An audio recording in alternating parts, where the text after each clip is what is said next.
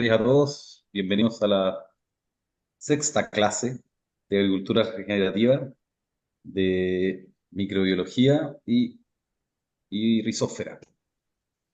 Entonces, vamos a partir.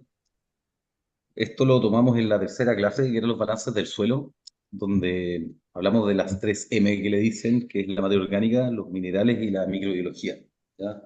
En esta clase nos vamos a concentrar en la M de la microbiología y tomando en cuenta que de las tres variables para la fertilidad del suelo, la microbiología es por lejos la más importante. Independiente del balance mineral que yo puedo tener, si tengo la microbiología adecuada, la planta va a ser capaz de absorber esos nutrientes. Y pasa lo opuesto, que yo tengo un nivel de materia orgánica bueno, un equilibrio mineral perfecto, pero si no, y la planta no es capaz de absorber el calcio, el magnesio y las cosas que tengo disponibles. Entonces, aquí hay que entender que la microbiología es 70-80% de la fertilidad del suelo.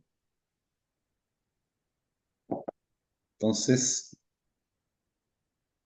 eh, hay otro factor acá que es el tema del pH. Y, y hay un sistema que nosotros trabajamos en el balance mineral, que es este sistema de Albrecht, que también lo mostramos en la tercera clase. Es verdad que si yo tengo un balance mineral adecuado y tengo un porcentaje de los minerales más cerca del centro, la planta va a ser más capaz de absorberlo.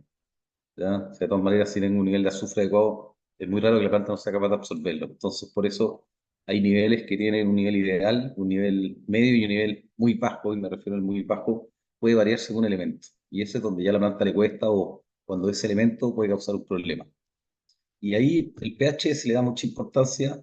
En nuestra experiencia nos hemos ido dando cuenta de que, claro que afecta algunos procesos químicos en el suelo de todas maneras, pero para la absorción de nutrientes, en nuestra opinión, pasa a ser mucho menos importante de lo que está planteado. ¿Ya? Entonces, nosotros trabajamos este sistema siempre de Albrecht, que es un sistema que habla del ideal de suelo, donde la azura del calcio y magnesio tiene que ser el 80% de la base de intercambio, el calcio el 68%, el magnesio el 12%, el potasio, qué sé yo, todos los elementos. Y el fondo, para cuando uno ve un análisis de suelo, poder tener claramente la idea de dónde estamos parados. Y si uno está con un pH adecuado, también sería potenciar la microbiología. Entonces, las consideraciones que tenemos que tener ahora, si hablamos netamente de microbiología, son la asociación de plantas, el sistema biológico versus el sistema inorgánico. Y eso quiere decir que todas las plantas tienen dos procesos de absorción, o se puede definir de dos. Uno es el sistema biológico, que tiene millones de procesos, pero es la manera natural donde el bosque funciona con bacterias que se fijan el nitrógeno atmosférico y millones de procesos dentro de la rizósfera y también alrededor de la planta. Y el sistema inorgánico, que es, si nos vamos a la agricultura pura, que es cuando yo le meto iones de calcio, de magnesio, potasio, qué sé yo, y la planta lo absorbe a través del agua, donde no hay ningún proceso orgánico por medio. En la agricultura, en general, nosotros siempre trabajamos los dos procesos. Y hay suelos más vivos donde el sistema biológico es más alto y otros sistemas que son más inertes donde el sistema inorgánico puede ser más alto. Pero el sistema biológico siempre es más eficiente. Así que lo que yo quiero lograr, independiente que tenga que incorporar uno que otro elemento en un sistema inorgánico, es potenciar el sistema biológico. Ese es un poco el objetivo que queremos con la agricultura regenerativa. Otra consideración es que, según los análisis que hemos hecho, por eso punto un asterisco, diría que el 90% de los suelos agrícolas no tienen una microbiología adecuada. O sea, están totalmente, la agricultura tradicional es muy dañina para la microbiología. Una cosa buena es que cuando uno inocula y cambia las prácticas, se arregla muy rápido y tiene una resiliencia tremenda, pero si sacamos la foto actual, después de 4 o 5 años de agricultura tradicional, lo único que encontramos en los suelos son bacterias. Y lo otro es cómo yo evalúo la microbiología del suelo. Eso también es una consideración importante que vamos a ver hoy día. La sucesión, este es un concepto clave, porque cuando yo vi un potrero, un bosque, ¿por qué no hay malezas? ¿Ya? ¿Por qué cuando se desarrollaron las plantas y todo no quedó todo cubierto con maleza? Cuando las malezas dejaron de ser dominantes y llegaron los árboles, que tienen crecimiento mucho más lento, que sé yo. Y eso es lo que define la sucesión. Cuando yo tengo un suelo eh, con plantas más básicas, distintos tipos de grasa y de maleza, son suelos que están dominados con bacterias. Y a medida que empieza a crecer y desarrollarse los hongos, empieza también la asociación de plantas, a ver plantas más evolucionadas. Entonces, lo que hace la asociación es que las malezas más anuales, las brásicas, van preparando el suelo para la familia que viene después. Y obviamente vienen pastizales perennes, después vienen matorrales, después vienen bosques caducos, después vienen perennes, pero eso no lo puede definir según la relación de hongo-bacteria en el suelo. Por eso uno dice que las brásicas, por ejemplo, no micorrizan, es porque son plantas tan básicas que se desarrollaron en un ambiente netamente bacterial. Y ahí viene la importancia de este factor. Ahora, yo sé que distintos tipos de, por ejemplo, las solanáceas necesitan una relación de hongo-bacteria de 3 a 1, ¿ya? Para que su condición de desarrollo sea ideal. Y lo real es que cuando hacemos una producción de solanáceas en los suelos hay cero hongo, o sea, tengo una relación hongo-bacteria cero. Entonces, ahí viene la importancia de la microbiología del suelo. Hay un tipo de suelo ideal que va más allá de la materia orgánica, que va más allá de los minerales, que es un tema de microbiología. Y cuando yo logro llegar a esa microbiología ideal, la planta está mucho más sana porque es el ambiente donde se desarrolló. Y mientras más evolucionado es la planta, tiene una relación de bacteria mucho más alta. Por ejemplo, los cirios y los paltos deberían estar en 50 a 1, 100 a 1. Y la realidad es que nosotros inoculando la primera temporada estamos llegando a tener 0,1. O sea, es un proceso hasta llegar a ese ideal. Y entendamos que esta evolución lo que nosotros queremos es que cada día las plantas sean más autónomas. O sea, cuando uno va desarrollando la rizósfera a nivel bio y con cobertura, empieza a ser cada día la planta es capaz de absorber mucho más nutrientes y necesita mucho menos input externo. Entendamos que en procesos de alto rendimiento, de cítricos de 60, 80 toneladas, pueden tener que quizá apoyar con un poquito de fósforo, un poco de nitrógeno, pero que gran parte de los elementos que están, la planta sea capaz de tomarlo y tratar de que sea lo más autónomo posible. Ese es el objetivo de este desarrollo. Entonces, acá, dentro de lo que está estudiado, porque igual acá es un proceso bien dinámico, ¿ya? Entonces, acá hay ciertos procesos que se entienden, muchos de los procesos del suelo todavía no se entienden, pero uno es este, que la planta al final, la raíz es capaz de tomar, de absorber moléculas grandes, de absorber bacterias. De hecho las bacterias se mueven por toda la planta, llegan hasta la hoja, se mueven por el xilema, qué sé yo, por el floema, y la planta, hay plantas, y esto se asocia más a plantas más básicas, que tienen un ambiente mucho más asociado a bacterias, en este caso de sucesiones bajas como las brásicas. Lo que hace es que se dieron cuenta que la planta se come la bacteria. La pared de la bacteria está hecha de aminoazúcares y ciertos nutrientes. Pues la planta se come las bacterias, se come esos nutrientes, pero no mata a la bacteria, la vuelve a soltar. Y la vuelve a soltar con una señal para ir a buscar otros nutrientes. Entonces la bacteria va, se alimenta de la extracción radicular, toma los nutrientes que requiere y la planta se la vuelve a comer. Es como que la planta crea sus propias bacterias para su alimentación y crea este ciclo de absorber, comerte ciertos nutrientes y volver a expulsarlo. Así como un sistema también muy inteligente, como manda una señal con el requerimiento necesario, y ahí es donde también nos dimos cuenta que las raíces pueden absorber aminoácidos completos, moléculas grandes. ¿Ya? Entonces, este es uno de los sistemas vivos que son bastante intensos, y el otro es la cadena trófica del suelo. ¿Ya? Que el fondo, igual que la cadena trófica que nosotros tenemos con los animales, hay una ligación de nutrientes, y para eso se necesitan las distintas escalas. Entonces, el primer paso de la cadena trófica, obviamente, es la fotosíntesis de la planta, la materia orgánica, que es la fuente de alimento de los seres más básicos, que en este caso son las bacterias. En teoría también de los hongos, pero bueno, como hemos visto que hay muchos hongos, pocos suelos con hongos. Pero entonces están los componedores y los que se alimentan de la cosa más básica, la primera escala trófica, que son las bacterias y los hongos. Entonces, lo que hacen las bacterias es que empiezan a captar muchos nutrientes, ¿ya? Y de hecho las bacterias también liberan mucho carbono. Y la realidad de nuestro suelo es que debería tener un nivel de bacteria de 2.000 a 3.000 bacterias por gramo, y tengo, por microgramo, perdón, y tengo cerca de 13 a 14.000, porque los otros animales que se comen las bacterias, que son desde nematos hasta protozoos, y se comen las bacterias y liberan los nutrientes, no están en el suelo. Entonces lo que termina pasando es que las bacterias empiezan a acumular los nutrientes y no quedan disponibles para la planta. Entonces, en este caso, viene la segunda cadena trófica que habla de nematos, de artrópodos chiquititos y de protozoos principalmente, que son la ameba, los flagelos que se van comiendo, las bacterias, y van liberando los nutrientes. Y si yo tengo esa cadena, que lo hemos visto en algunos campos, ya mis niveles nutricionales mejoran tremendamente. Como les decía, los protozoos son muy delicados. Nosotros hicimos unas inoculaciones el viernes y la verdad es que se extraen del compost y hay que inyectarlo con mucho cuidado.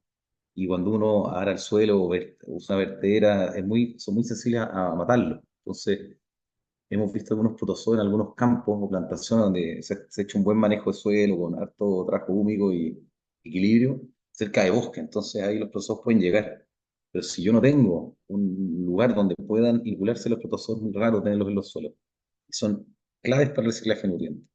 Después, obviamente, tenemos otros animales mayores que van otro tipo de nematos, hay nematos buenos y nematos malos, por decirle, hay unos que comen raíces, que son los malos, y hay otros que comen bacterias, que comen otros nematos, que en el fondo son buenos, también van liberando nutrientes, hay artrópodos más grandes y animales que también van liberando nutrientes, sería la cadena completa. Pero si nos vamos a la cadena micro, donde estamos enfocados nosotros en lograrlo por ahora, para la liberación de nutrientes, estamos hablando hasta acá, en tener un suelo con harto hongo, como ya vimos la sucesión, y con un reciclaje de los nutrientes de las bacterias. Y con eso nosotros estaríamos mejorando tremendamente el poder de absorción de los suelos. Este es un análisis real del laboratorio Soil Food Web que tenemos, que es un método de Elaine Ingham, una profesora que hizo un concepto de microbiológico bien importante y mucha gente lo usa a nivel mundial, está bien validado. Entonces, por ejemplo, ahí nosotros tenemos un protozoo, ahí tenemos un hongo, y ahí se ven las bacterias.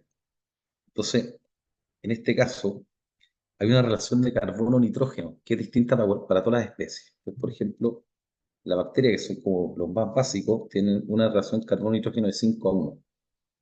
Y nos vamos a enfocar en esto, ¿ya? Los protozoos, en este caso aquí Starcella, tiene una relación de 30:1. Entonces, el protozoo se come 6 bacterias y cumple con su nivel de carbono.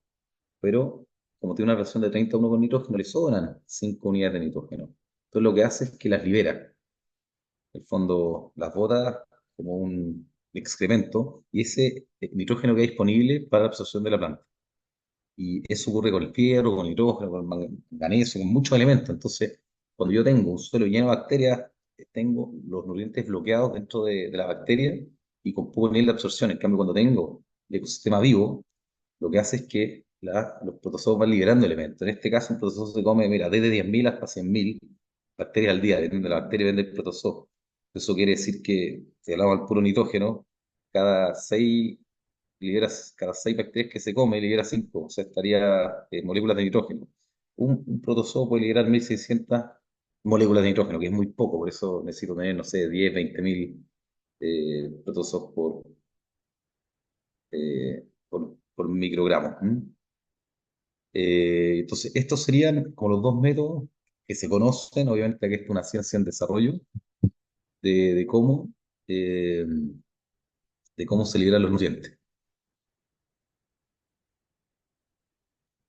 De acá viene entonces el sistema de medición, ¿ya? De aquí también hay harta polémica de quién le gusta este y este otro. Uno puede ser, cuando uno hace un análisis microbiológico del suelo, se toma la muestra, y si eso no se analiza directamente, el tipo de microorganismo va a cambiar.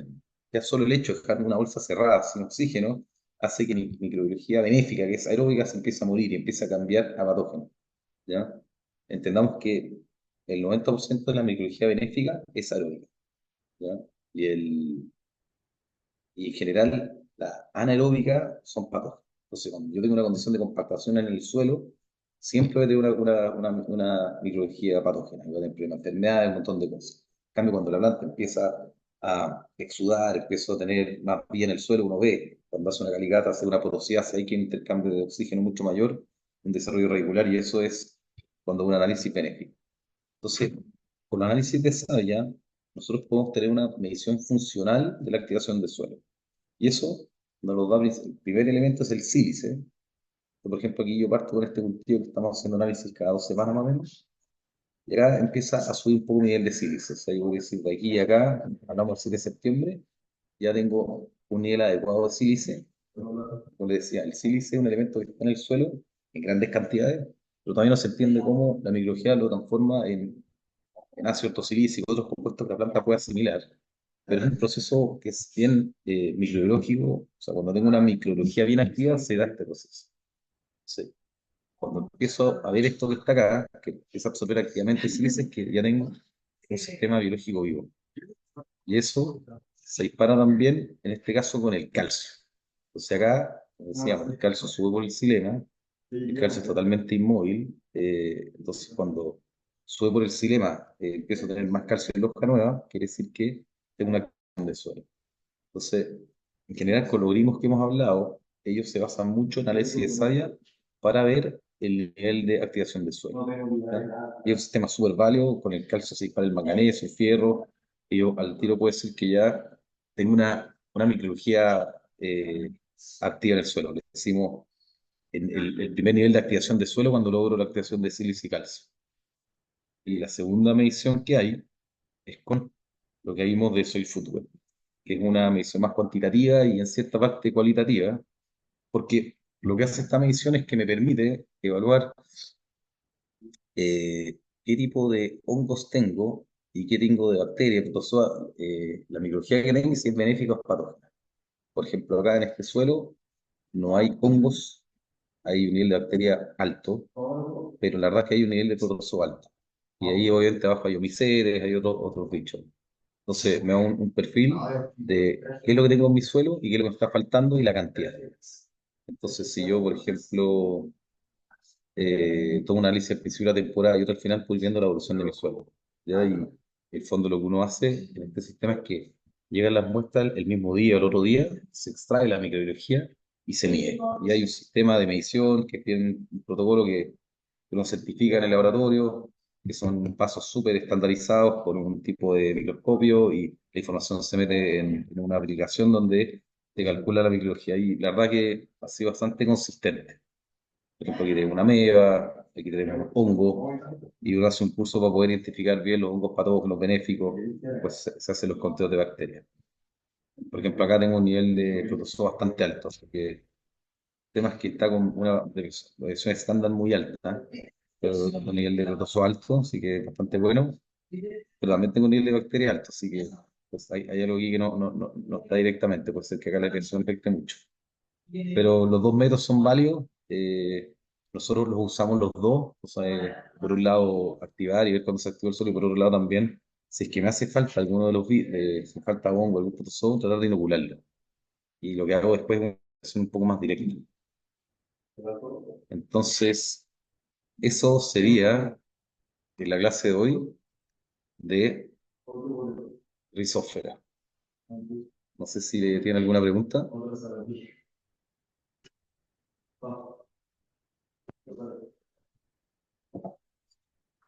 Ya, pues, señora, ¿alguna preguntita? ¿Ah? Un segundito.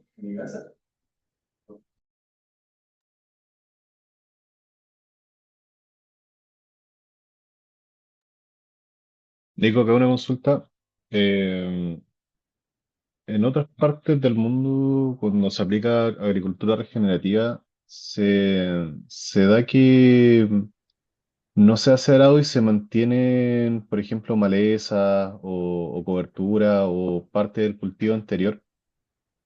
Eso en teoría, ¿qué tanto cambiaría o modificaría el suelo en temas de bacterias, hemato o otro microorganismo? En comparación, por ejemplo, las Mira, agrícolas que se aplican aquí en Chile. ahí es el método que es bien conocido que se llama mínima labranza o cero labranza y se aplica en varios países, pero no como una norma común. Es como hay productores específicos que han ellos aprendido a hacerlo porque hay una complejidad técnica. Desde la primera complejidad de las maquinarias, por ejemplo, si tú vas ahora a las maquinarias que plantan tomate, papa acá en Chile, que están hechas para mover todo el suelo.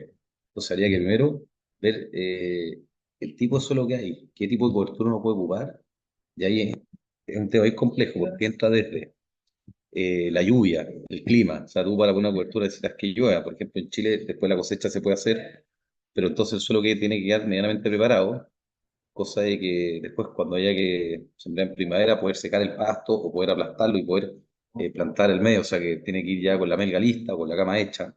Entonces, Eh, Cuando uno lo logra, es perfecto, porque la microbiología se mantiene en el suelo, se mantiene el suelo compactado, no se erosiona si llueve, o sea, nosotros estamos apuntando full a esas prácticas, pero hay un desafío técnico por medio. Es decir, ok, ¿qué cobertura sirve para esta zona, para este tipo de suelo, para este cultivo, que se desarrolle hasta cierto punto? Porque si el cultivo se desarrolla mucho, se pone muy leñoso, también después cuesta mucho trabajarlo.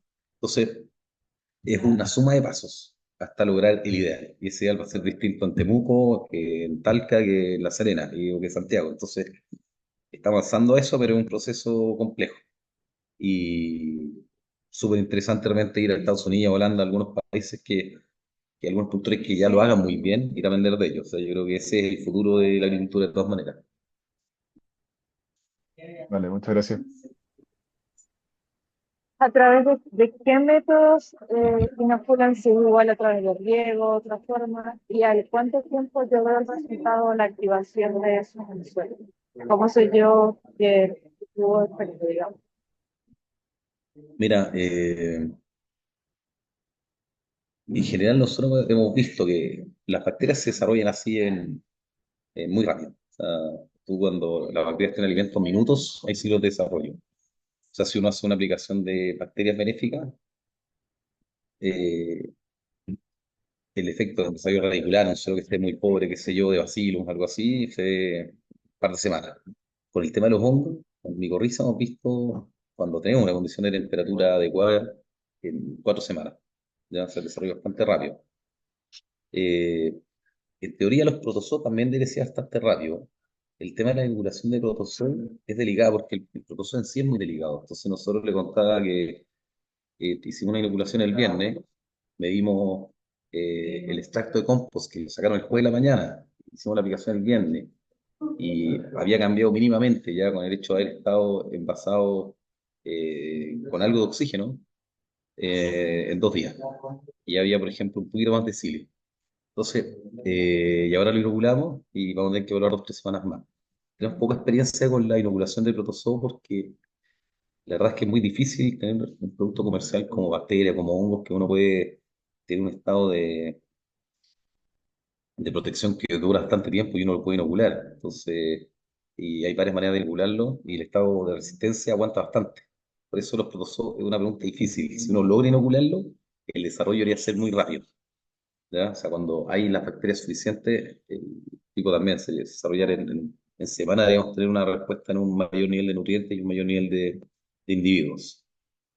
Sí, pero si uno lo ve bastante rápido, o sea, está hablando 4 o 6 semanas, tenemos ya resultados a nivel visual, cuando uno hace una calicata, hace los pelos, la población, y a nivel de análisis, en 4 o 6 semanas también logramos ver una activación de suelo, si es que la condición de suelo, de temperatura y humedad es adecuada. Gracias. ¿No sería? ¿Alguna puntita más por ahí, señores? Que no se la guarden.